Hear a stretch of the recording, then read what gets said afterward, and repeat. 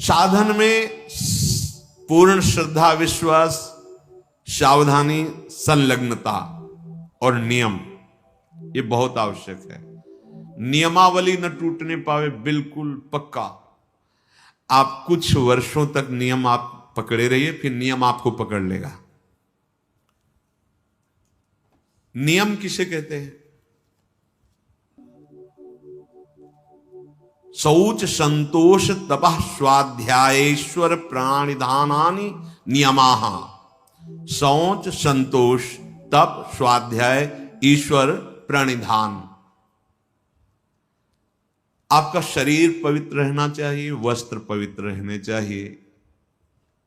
तब हृदय के पहले बाहर की पवित्रता को संभालो, फिर हृदय की पवित्रता की तरफ। जो अभी सत्संग में शुरुआत में कहा कि मन से निरपेक्ष होना, ये परम पवित्र होने वाली बात है। मन से निरपेक्ष तभी जब राधा राधा चल रहा है, नाम चल रहा है, ये आपको बहुत पवित्र कर देगा हृदय। आप जब आप उसमें रागात्मक भाव से मन में लग जाते हैं तो अपवित्र हो जाता है। जैसे स्वर्ण को तपाया जाता है तो मल छोड़ देता है, निर्मल हो जाता है, ऐसे मन में जब जलन होती तो पवित्र हो रहा है। आप समझ नहीं पाते और विचलित हो जाते हैं। वो मन ही की मलिनता नष्ट हो रही है, आप उसे अपने में लेकर के दुखी हो रहे हैं। उसको जलने दीजिए, वो निर्मल हो रहा है। तपने पर जैसे स्वर्ण चमकने लगता है, ऐसे जो ताप सह जाता है मन निर्मल हो जाता है। तन को पवित्रता से युक्त रखे तो मंत्र और नाम आप देखिए स्वतः बहुत जल्दी जल्दी आपकी उन्नति होगी। ये अपवित्रता नहीं। नियम में सबसे पहला है शौच, पवित्रता। आपका उठना बैठना, खाना पीना, देखना सुनना, चलना फिरना भगवत स्मरण करते हुए पवित्र भाव से, और शरीर को भी पवित्र रखना। देखो जिनको ऐसा सौभाग्य नहीं मिला है, गृहस्थी में नाना प्रकार के कार्यों में रत हैं, तो अपवित्रो वा सर्वावस्थांगतो विवाह, जैसी भी स्थिति में हो तुम राधा राधा बोलो, पर आपको तो सौभाग्य मिला हुआ है कि आप हर समय असंग और पवित्र रह सकते। तो लाभ लीजिए और उस लाभ को जगत मंगल के लिए प्रभु के चरणों में अर्पित कीजिए। आपके लिए तो बहुत बढ़िया अवसर मिल गया है। आपका पवित्रता पर ध्यान होना चाहिए, आपका शरीर पवित्र होना चाहिए, आसन पवित्र होना चाहिए। शौचाचार के विषय में पीछे सत्संग में बताया गया है। मिट्टी जल आदि से शरीर की और राग द्वेष आदि त्याग कर भगवत स्मरण करते हुए हृदय की पवित्रता होती है। संतोष, चाहे गृहस्थ हो चाहे विरक्त हो, भगवत प्राप्ति करना है तो ये लाना ही होगा हृदय में। बिन संतोष न काम न साही, अछत काम सुख सपने नहीं। यदि संतोष नहीं है तो कामनाओं की बाढ़, और जहां कामनाएं हैं, कोई कोई तो कहते कि मांस वगैरह खाते हैं, पर आपके आदेश से हम ब्रह्मचर्य का निर्वाह करना चाहते, त्रिकाल में नहीं कर सकते। राक्षसी भोजन पाओगे और तुम ब्रह्मचारी बनोगे, तुम आसुरी प्रवृत्ति धारण करोगे, और सच्चिदानंद में बिना चित्त जोड़े तुम इन दिव्य व्रतों का पालन कर सकते हो? कदापि नहीं। अरे यही तो दुष्टा रसेंद्री, यही तो भ्रष्ट करती है। इसी से सारे विकार शुरू हो जाते हैं। जिसकी रसेंद्री शासन में नहीं, खाना पीना सही नहीं, परमार्थ की केवल बातें करे। क्या राक्षसों को ज्ञान नहीं था क्या? दैत्यों का ज्ञान नहीं था क्या? आप देखो जब वो अपने परिवारजनों को उपदेश करते हैं ना किसी संकट में, तो पूरे ब्रह्म ऋषि जैसा बोलते हैं, ज्ञान है। ऐसा नहीं कि नहीं ज्ञान, बहुत बोल रहे हैं, लेकिन आचरण में बिल्कुल ज्ञान नहीं है, तो इसीलिए तुमको राक्षस कहा गया। तुम्हारे आचरण राक्षसों जैसे हो, कह रहे हो कि हम अमुक अमुक साधन, व्यर्थ की बात। नियम से चलो। शौच, संतोष, भगवत कृपा से जैसी भी परिस्थिति तुम्हें दी गई है, जो भी धन भोजन परिवार जैसा भी, या विरक्त मार्ग जैसा, संतुष्ट रहो। जथा लाभ संतोष सदा काहो सो कछु न। बड़ा शांत मार्ग है, बड़ा गंभीर मार्ग है ये, बड़ा सहनशीलता की जरूरत है। और सही पूछो तो आपको कोई दुख है ही नहीं। आपको कुछ चाहिए ही नहीं। आपके अंदर दुख और चाह जो आई उस शरीर को लेकर, संसार को लेकर आई है। इसीलिए आपको संतोष, अगर संतोष धारण करोगे तो आशाएं नष्ट हो जाएंगी। आशाएं नष्ट होंगी तो दुख का नामो निशान मिट जाएगा। आशा ही परमम दुखम, नैराश्यम परमम सुखम। जैसी भी प्रभु ने परिस्थिति दी, जो भी आपके पास, वो भगवत कृपा से उसी में संतुष्ट रहना सीखो। तीसरा, तपह, तपस्या। अब भगवत मार्ग में जो आपको नियमावली दी गई है उसके पालन में प्रमाद नहीं होना चाहिए। ये भगवत कृपा से जो भी सच्चे मार्ग का पथिक है उसमें ये देखने को मिलेगा। कैसी भी दुखद परिस्थिति हो, नियम इतना बड़ा बलवान होता है कि वो अपने आप उसे समय से, ये पक्का, आप पहले नियम पकड़ो फिर नियम आपको पकड़ लेगा। भारी से भारी कठिन परिस्थिति में भी नियम में बड़ा बल है। वो अपने आप दिनचर्या को, जिसकी आसक्ति हो गई दिनचर्या में, वही उत्तम उपासक है। अगर 3 बजे से आपकी दिनचर्या है तो 2:45 बजे आप आके बैठ गए हैं। 6 बजे जाना है तो 6 के बाद प्रणाम करके सबसे नाम जप करते थे। ऐसा नहीं कि हम फिर 4:30 बजे आ जाते हैं, 1 घंटा गए तो हम हैं। ये दिनचर्या नहीं, ये प्रमाद है। जिस समय जो आपकी दिनचर्या बन रही है, देखो आजीवन 2 बजे नींद त्यागने का गुरुदेव ने बचपन में अभ्यास बना दिया। समीप ही वो आप तखत पे शयन करते, समीप उठ देख उठ, 2 बज गए, माला ले बैठ जा। जी महाराज जी। वो आप बैठे ऐसे और नीचे, गुरु कृपा से आज तक कष्ट हो या कुछ भी हो, जो दिनचर्या है वो दिनचर्या है। वही दिनचर्या हमारा भगवान है, दिनचर्या ही हमारा स्वरूप है, दिनचर्या ही हमारी तपश्चर्या है। उसके लिए प्रमाद नहीं होता।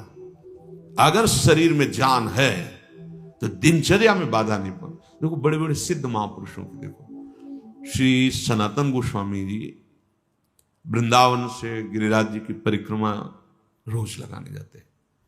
जब वयोवृद्ध हो गए तो गिरिराज जी में लालजू महाराज प्रकट हुए और कहा, बाबा देखो हम तो हर समय आपके मानस पटल पर छाए रहते हैं, आपका शरीर वयोवृद्ध हो गया, आप काहे को आते हो? अब आपको परिक्रमा की क्या जरूरत, अब मत आया करो। जी। दूसरे दिन फिर पहुंचे। लालजू ने कहा था बाबा क्यों आ गए आप, हमें पीड़ा होती है, आपका बहुत वृद्ध शरीर। प्रभु रहा नहीं जा रहा है, उस शरीर का एक अभ्यास बन गया, रहा नहीं जा रहा है।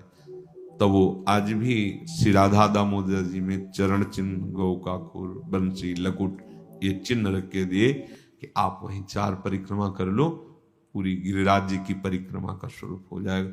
हमारी बात मान लो, हमारी प्रार्थना मान लो। प्रभु कह रहे हैं जब आप अपने समय, तो जो आपको कष्ट मिल रहा है, तपश्चर्या किसे कहते हैं, जो आपको कष्ट सहन करना पड़ रहा है। मान लो 2 बजे किसी को नींद ना आती हो तो 2-3 बजे तो आ ही जाएगी, 4-5-6 आराम से सो, ठंडा मौसम हो जाता है, बढ़िया।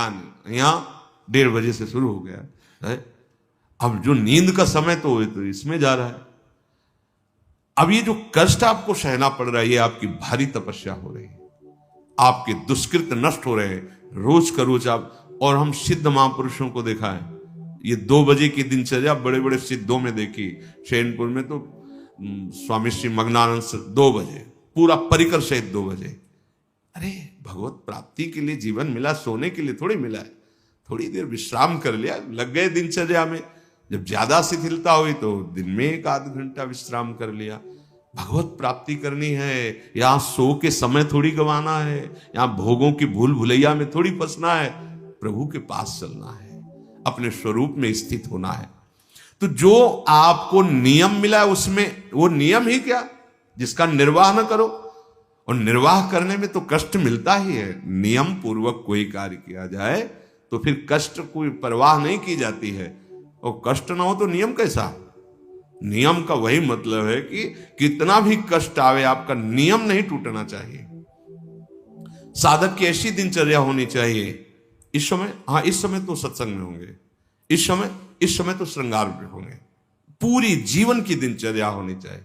आप पूज्य सदगुरुदेव भगवान 25-26 वर्ष से तो वही दिनचर्या देख, उतनी दिनचर्या, वही राइट टाइम, कोई उत्सव सेवा बधावा में समय का थोड़ा परिवर्तन, दिनचर्या वही। सहचरी भाव के रस का रसास्वादन कराने वाले महापुरुष, दिनचर्या वही। अगर हमारी दिनचर्या ठीक नहीं तो ब्रह्मचर्य ठीक नहीं है, दिनचर्या ठीक नहीं तो प्रमाद स्थिति है, दिनचर्या ठीक नहीं तो आपका भगवत प्राप्ति लक्ष्य नहीं बना है। नहीं तो दिनचर्या में आपका कोई भी गुंजाइश, दिनचर्या पर बिल्कुल। कृष्णाश्रम स्वामी जी बड़े बड़े महात्माओं को देखा है, बिल्कुल सुई की घड़ी की सुई की नोक में है दिनचर्या। 1 मिनट का अंतराय रहे, वो मन को अपने वश में कर लिए, इंद्रियों को वश में कर लिए। अपने नियम पालन में, धर्म पालन में, साधन मार्ग में जो कष्ट मिलता है, शीत उष्ण मान अपमान, इन सबको सहना, यही तपस्या है। अब आप ब्रह्मचारी हैं, कभी कभी काम की वृत्ति आती है, वो आपको जलाती है, प्रेरित करती, शांत, किसी से कहना नहीं, कहने से सत्ता दृढ़ होती है कि आज हम बहुत विक्षिप्त में, शांत, राधा राधा, कैसे हो, मुस्कुरा, हाँ बहुत कृपा है, नहीं कोई परेशान, कोई परेशानी नहीं, जोई जोई प्यारो करे सोई मोहि भाव, राधा राधा, सत्ता ही खत्म। स्वाध्याय आचार्य ग्रंथ का, महापुरुषों की वाणियों का, शास्त्रों का स्वाध्याय नियमित होना चाहिए। जैसे अपने यहां वाणी गायन सब नियमित स्वाध्याय होना चाहिए। और ईश्वर प्रणिधानानि, अपने आराध्य देव, जो गुरुदेव ने बताया है, अपनापन तभी सिद्ध होता है जब गुरु प्रदत्त होता है।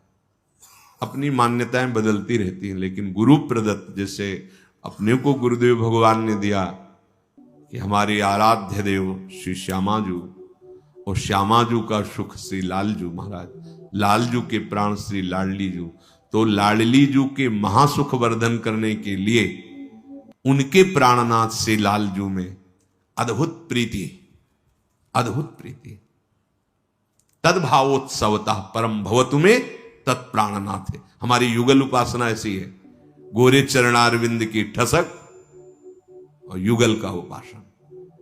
लालजू में अत्यंत प्रीति है, और कैसे है, मेरी प्यारी जू के प्राणनाथ है, प्यारी जू के परम सुख है।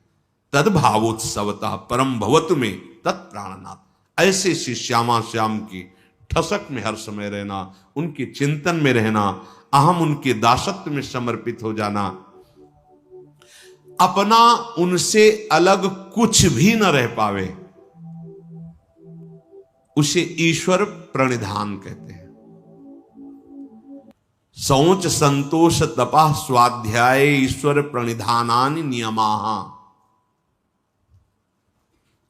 प्रिया प्रीतम से संबंधित सब कुछ है, कुछ भी ऐसा अलग नहीं होना चाहिए। अपने आप महात्मा हो गए, देख लो। कुछ भी ऐसा नहीं खाएंगे जो प्रियाजू को अर्पित न करें, कुछ भी ऐसा नहीं पिएंगे जो प्रियाजू को अर्पित, कुछ भी जीवन में ऐसा नहीं होगा जिससे प्रियाजू का समर्पण ना हो। अभी सत्य मार्ग के पथिक बन जाओगे। कई लोग तो ऐसा करते हैं कि भोग लगाने के लिए अलग बनाते हो, अपने लिए अलग बनाते हैं, तो आपकी फिर बुद्धि कैसे प्रभु में तन्मय कैसे होगी? तुम अपनी रसेंद्री को तृप्ति करने के लिए अगर भाव रखते हो तो उपासना क्या, ये थोड़ी कि प्रभु भूखे बैठे हैं उनको पवा दो। अरे विश्वंभर सारे जगत का भरण पोषण करते हो, आपका केवल भाव पाते हैं। बाहरी जो शरीर की पवित्रता रखता है उसका वैराग्य बढ़ता चला जाता है।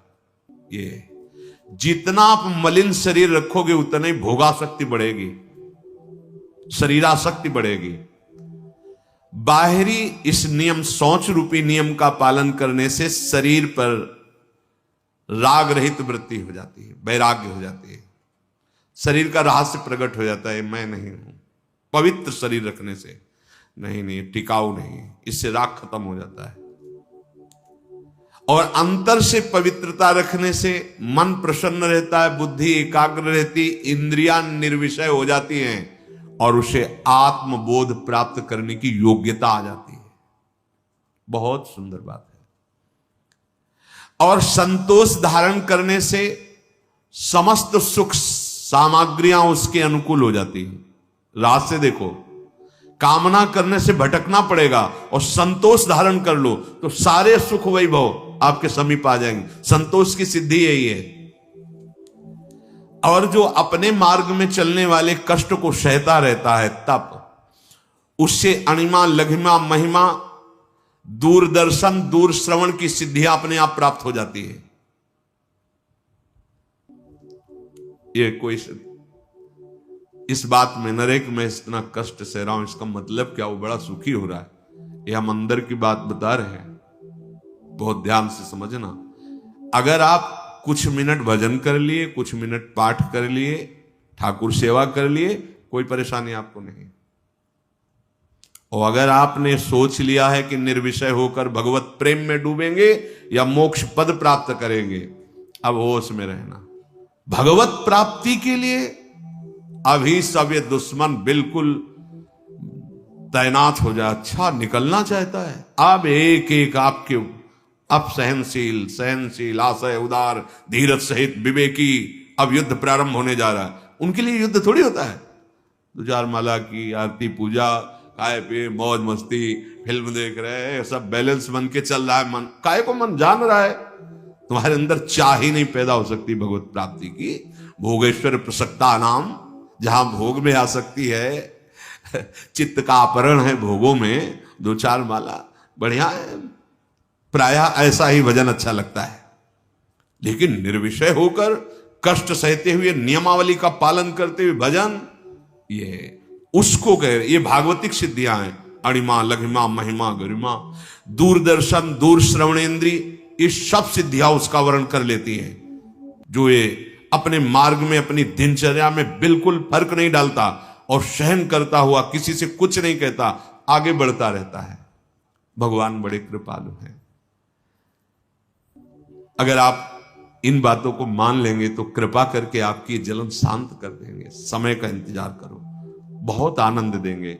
आप रो रो के कहोगे कि आप जैसा कृपालु कोई है नहीं। जो नित्य स्वाध्याय करता है तो इष्ट दर्शन की योग्यता उसके अंदर आ जाती है। 84 हरिवंशकृत पढ़े सुने निशिभोर, छुटी 84 भ्रमंते निरखय जुगल किशोर। नियम पूर्वक। और जो ईश्वर प्रणिधान है वो आगे चलकर समाधि स्थिति प्रदान कर देता है। ईश्वर प्रणिधान कोई भी वस्तु, व्यक्ति, स्थान, कोई भी वृत्ति प्रभु से अलग नहीं है। सब प्रभु में समर्पित, दृढ़ निष्ठा अपने आराध्य देव की, तो चलते फिरते समाधि लगने लगती है। भाव में एकदम तन्मय है। शरीर से क्रियाएं हो रही या निष्क्रिय, उससे कोई मतलब। स्वामी जी महाराज इसी समाधि के लिए कह रहे हैं, आओ समाधि भीतर, चित न डुलाए तो। अगर इतुत चित डुलाए तो अगला जन्म हो जाएगा। आओ श्यामा श्याम के चरणारविंद के चिंतन में, उनकी लीला गायन में, उनकी लीला चिंतन में, ऐसा जहां सौंदर्य रूप, ऐसा जहां प्रेम रस बरस रहा है, वो कुंज निकुंज झलकने लगेगा। भारी समाधि स्थिति है। उपासक को चाहिए, जिसका शरीर रोगी है, वयोवृद्ध है, उनके लिए बात नहीं कह रहे। यदि आप जवान हैं, आपका शरीर स्वस्थ है, तो आसन पर बैठना सीखें। बहुत जरूरी है इंद्रिय संयम के लिए, मनोनिग्रह के लिए, और शरीर की जो वायु है उसको पचाने के लिए। अब नौजवान हैं, कोई रोग नहीं है, कुर्सी में बैठे भाई, कैसे बनेगा? आपकी वृद्धावस्था है, आपकी टांगें दर्द कर रही, घुटने दर्द कर रहे हैं, कमर दर्द कर रहे हैं, गृहस्थी से आए हो, बैठो। आप बाल ब्रह्मचारी हैं, भगवत मार्ग के पथिक हैं, या आप गृहस्थ से संयम पूर्वक रहकर आए, तो कुर्सी सुखासन पर बैठने की चेष्टा ना करें। एक आसन पर बैठे, एक आसन सुखासन से लगा लिया, शांत बैठे, उससे आपके शरीर में जो पीड़ा होगी वो वायु पचेगी। जैसे जैसे वायु पचेगी शरीर हल्का होता चला जाएगा, शरीर राग हल्का होता चला है, विस्मरण होने लगेगा शरीर का। शांत, जहां हाथ रख दिए, गंभीरता, शांति, स्थिर भाव तक कम से कम 48 मिनट, 48 मिनट एक स्थिति में बैठे।